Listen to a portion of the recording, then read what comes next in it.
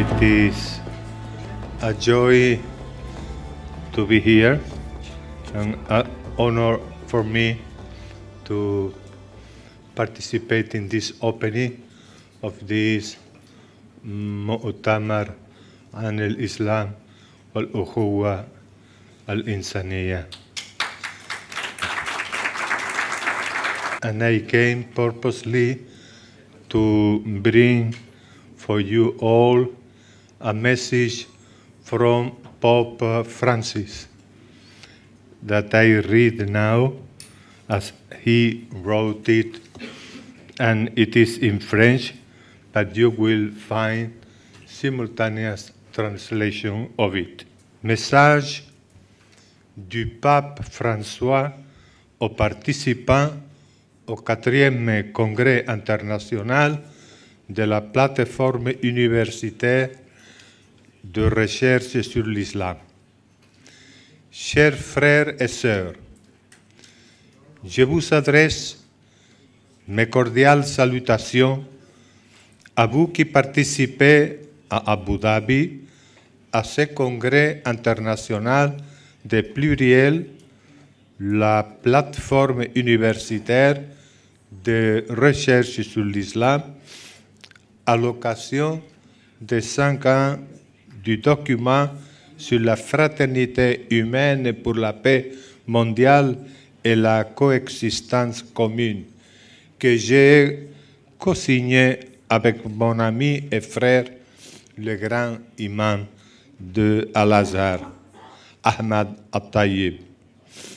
Lors de cet événement, nous demandions à ce que ce document devienne objet de recherche et de réflexion dans toutes les écoles, dans les universités et dans les instituts d'éducation et de formation, afin de contribuer à créer de nouvelles générations qui portent le bien et la paix et défendent partout les droits des opprimés et des derniers. Je félicite donc vivement les organisateurs de cette rencontre académique pour le lieu et les thèmes qu'ils ont choisis. Impact et perspective du document.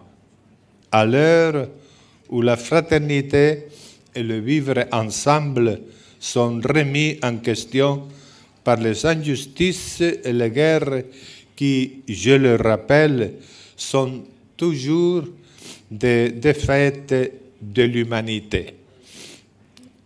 Et les racines de ce mot sont 3. La méconnaissance de l'autre, l'absence d'écoute et le manque de flexibilité intellectuelle. 3 failles de l'esprit humain qui détruisent la fraternité et qu'il convient de bien identifier pour retrouver la sagesse et la paix. La méconnaissance de l'autre d'abord, car les problèmes d'aujourd'hui et de demain resteront insolubles si nous n'apprenons pas à nous connaître, à nous estimer et si nous restons isolés.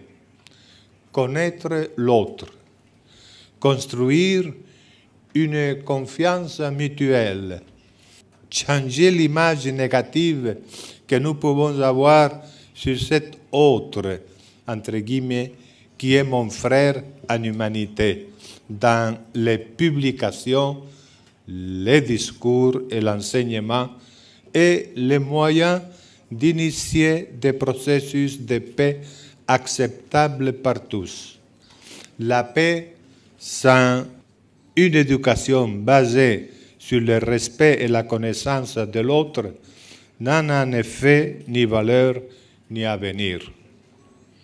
Si nous ne voulons pas construire une civilisation de l'antifrère où l'autre différent est trivialement perçu comme un ennemi. Si nous voulons bâtir, au contraire, ce monde tant désiré, où le dialogue est assumé comme chemin, la collaboration commune comme conduite ordinaire, la connaissance réciproque comme méthode et critère, alors la voie à suivre aujourd'hui est celle de l'éducation au dialogue et à la rencontre. Comme je le disais dans mon dernier message à l'occasion de la Journée mondiale de la paix consacrée à l'intelligence artificielle, la paix, en effet, est le fruit de relations qui reconnaissent et qui accueillent l'autre dans sa dignité inaliénable. Fin de la citation. L'intelligence humaine, quant à elle, est fondamentalement relationnelle. Elle ne peut s'épanouir que si elle demeure curieuse et ouverte à tous les champs du réel et si elle sait communiquer librement les fruits de ses découvertes. Pour cela, il est nécessaire de prendre le temps d'écouter. Écouter mon frère différent, que je n'ai pas choisi pour pouvoir vivre avec lui sur la même terre. Et l'absence d'écoute est le 12e piège qui nuit à la fraternité. Au contraire, écouter avant de parler. Chacun devrait être toujours prêt à écouter, lent à parler, lent à se mettre en colère, car la colère de l'homme s'accomplit par ce que Dieu attend du juste, dit Saint Jacques. Combien de mots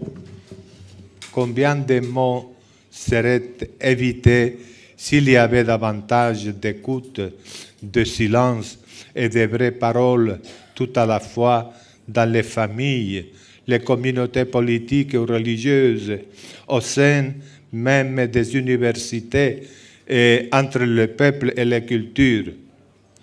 Le fait de créer des espaces d'accueil et de l'opinion différente n'est pas une perte de temps, mais un gain en humanité. Rappelons-nous que sans relation et sans contraste avec celui qui est différent, il est difficile de se comprendre de façon claire et complète soi-même ainsi que son propre pays, puisque les autres cultures ne sont pas des ennemis contre lesquels il faudrait se protéger, mais de reflets divers de la richesse inépuisable de la vie humaine. Pour débattre, il faut apprendre à écouter, c'est-à-dire à faire silence et ralentir, à l'opposé de la direction actuelle de notre monde postmoderne, toujours agité, rempli d'images et de bruit. Débattre tout en sachant écouter et sans céder à l'émotionnel, sans craindre non plus les malentendus qui seront toujours présents et font partie du jeu de la rencontre. Voilà ce qui permettra de parvenir à une vision commune, pacifique, pour bâtir la fraternité. Mais débattre présuppose une éducation à la flexibilité intellectuelle. La formation et la recherche doivent viser à rendre les hommes et les femmes de nos peuples non pas rigides, mais souples, vivants, ouvert à l'altérité fraternelle, comme je le disais lors de la conférence internationale pour la paix organisée à Al-Azhar au Caire en 2017, la sagesse recherche l'autre en surmontant la tentation de se redire et de s'enfermer, ouverte et en mouvement, humble et en recherche à la fois. Elle sait valoriser le passé et le mettre en dialogue avec le présent sans renoncer à une herméneutique appropriée. Chers frères et sœurs, faisons en sorte que notre rêve de fraternité dans la paix ne se cantonne pas au mot. Le mot dialogue est en effet d'une très grande richesse et ne peut se borner à discuter autour d'une table, se rapprocher, s'exprimer, s'écouter, se regarder, se connaître, essayer de se comprendre, chercher des points de contact. Tout cela se résume dans le verbe dialoguer.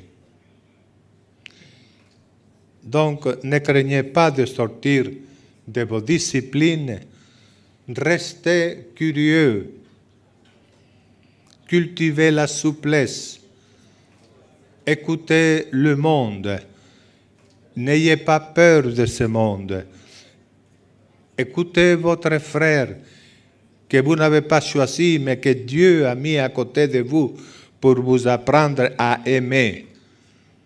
En effet, celui qui n'aime pas son frère, comme dit Saint Jean, qu'il voit, est incapable d'aimer Dieu qu'il ne voit pas. Merci. Merci pour ce que vous faites déjà comme chercheurs, étudiants, hommes et femmes curieux qui désiraient comprendre et changer le monde. Je vous encourage dans le travail que vous allez entreprendre lors de ce congrès et j'invoque la bénédiction de Dieu sur vous tous ainsi que sur vos familles. Du Vatican, le 4 février 2024, Pape François.